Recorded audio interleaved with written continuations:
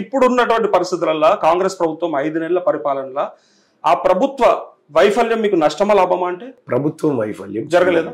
చెందలేదు. First of all ఈ social మీడియాలో కేటీ రామారావు ఈడ శునకానందం పొంది బ్యాచ్ ఉంటుంది చూడు, వాళ్ళకు కొద్దిగా ఇబ్బంది కలుగుతా ఉన్నమాట వాస్తవం. ఎందుకంటే వాళ్ళు చేయలేని పని కాంగ్రెస్ పార్టీ ప్రభుత్వం చేస్తాం. 6 గ్యారెంటీలు కాలేదు కదా పూర్తిగా.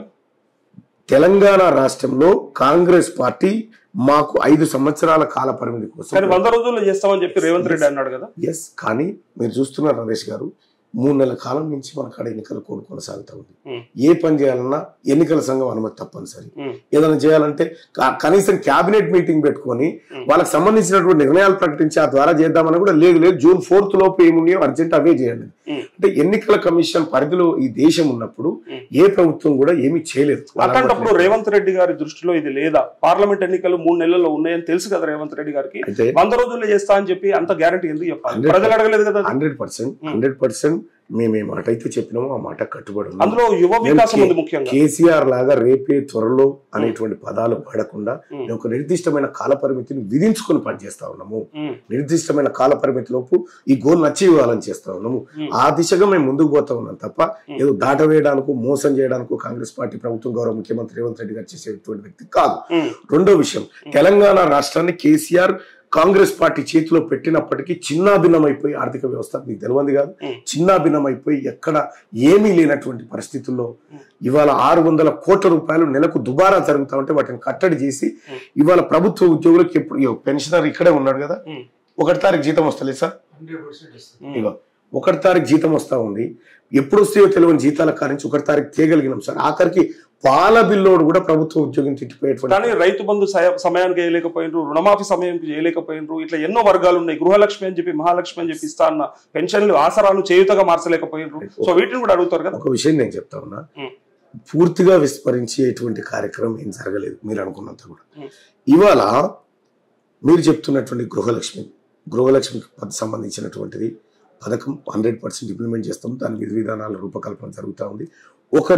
3 నెలల పరిపాలన కాలానికే మేము సెట్ అయిపోయి ఆర్థిక వ్యవస్థను చూసుకొని ఈ చిన్న భిన్నమైన ఆర్థిక వ్యవస్థను సరి చేసుకోవడానికి కనీసం 1 నెలనన్నా పడుతుంది. రేవంత్ రెడ్డి తెలియదా 5.5 లక్షల కోట్ల అప్పుతో ఉన్నాం మన రాష్ట్రం అని చెప్పి ప్రభుత్వంలోకి వచ్చే ముందు తెలుసు. 100% తెలుసు, కానీ 100% తెలుసు. కానీ కాంగ్రెస్ పార్టీకి విజన్ ఉంది.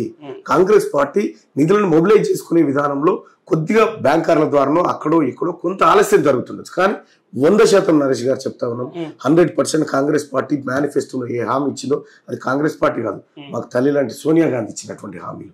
ఆ హామీలను టంచంగా అమలు చేసి చూపిస్తాం. ఓకే, రేవంత్ రెడ్డి గారికి ఇష్టం ఉందా లేదా అసలు మిమ్మల్ని అంటే గెలిపించుకోవాలని, మీకు ఓటేయించమని చెప్పి కూడా ఒక్కరిని కూడా అడిగినట్టు లేడు గ్రాడ్యుయేట్లని? మీకు తెలియదు కదా, ఆయన బయటకు రాలేదు, మాట్లాడలేదు, చెప్పలేదు. ఆయనకు తెలుసు కదా ఏ మెజార్టీతో గెలవబోతా ఉంది ఈ సీటు, ఏం చేయాలనేది ఆయనకు తెలియదా? ముఖ్యమంత్రి గారు ప్రతిరోజు రివ్యూ చేస్తూ ఉంటాడు దీని మీద.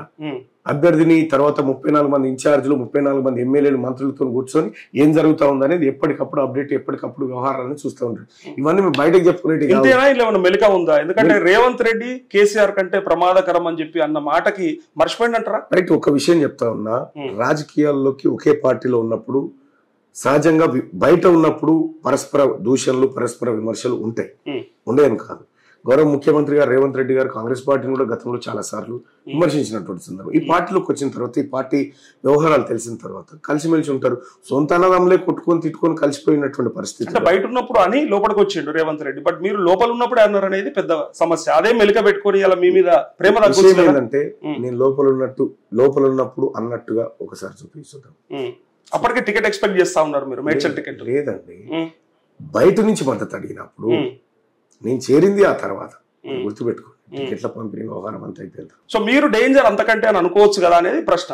నేను కేసీఆర్ కుటుంబానికి అయితే చాలా డేంజర్, కాంగ్రెస్ కి కాదు కదా. కాంగ్రెస్ కాదు, సో ప్రతిపక్షాలకు కాదు, మీ పార్టీలోనే చాలా మంది మిమ్మల్ని ఓడిస్తే బాగుండు, మళ్ళీ గెలవకపోతే బాగుండు అని కోరుకుంటున్నట్టుగా వినపడ్డది. అట్లా ఎవరు లేరు. 32 మంది ఎమ్మెల్యేలు మీకు కనిపిస్తున్నారు, కానీ అట్లా ఎవరు లేరు. కాంగ్రెస్ పార్టీలో మా ముఖ్యమంత్రి గారు, మా అధిష్టానం సీరియస్ గా మా ప్రతి ఎమ్మెల్యే ఎంత కష్టపడుతుందో మీకు తెలియదు. గ్రౌండ్ లో మా ప్రతి ఎమ్మెల్యే ఎంత వర్కౌట్ చేస్తూ ఉండు, ప్రతిరోజు ప్రతి మండలాన్ని ప్రతి విలేజ్ని సమీక్షిస్తూ ఎప్పటికప్పుడు కార్యక్రమాలు చేస్తూ ఉన్నారు. ఇది మీడియా సృష్టి తప్ప మా కాంగ్రెస్ పార్టీ నాయకత్వం, మా కాంగ్రెస్ పార్టీ ఎమ్మెల్యేలు, మా మంత్రులు మేమంతా సమైక్యంగా ఐక్యంగా. కానీ మల్లన్న లాంటి వస్తే మీలాంటి దూకుడు ఆడ పనిచేస్తే వాళ్ళంతా కనిపించకుండా పోతారు. ముందర మీరే ఎవరన్నారు? మాకు కాంగ్రెస్ పార్టీ ప్రజలకు చేరువ కావడం మాకు ఇంపార్టెంట్. తీన్మార్ మల్లన్న కాదు, తీన్మార్ మల్లన్న ఇలా కొత్తగా లేడుగా ప్రజల దగ్గరికి. మా కన్నతల్లి లాంటి కాంగ్రెస్ పార్టీని ప్రజలకు దగ్గర చేసి ప్రజల మన్ననలు పొందించాలనేది మా ఉమ్మడి లక్ష్యం అందరిది. మాకు ఉమ్మడి లక్ష్యం అనేది ఒకటి ఉంటది. వ్యక్తిగత ఎజెండా ఉన్నా ఉమ్మడి లక్ష్యం ఉంది, అవన్నీ చిన్నవి. కానీ మీకు ఏదైతే బలమో అదే బలహీనత అయిందని నేను అంటున్నా. ఏం బలం ఏంది, బలహీనత ఏంది? మిమ్మల్ని ఏ యూట్యూబ్ అయితే లేపిందో అదే యూట్యూబ్ పడేస్తా ఉంది. నేను బలవంతుందని ఎప్పుడు ఫీల్ కాలే, బలహీనుందని అంతకంటే ఫీల్ కాలే. నష్టం చేయట్లేదా మీకు? ఏం నష్టం ఉంది? నష్టం దేనికి?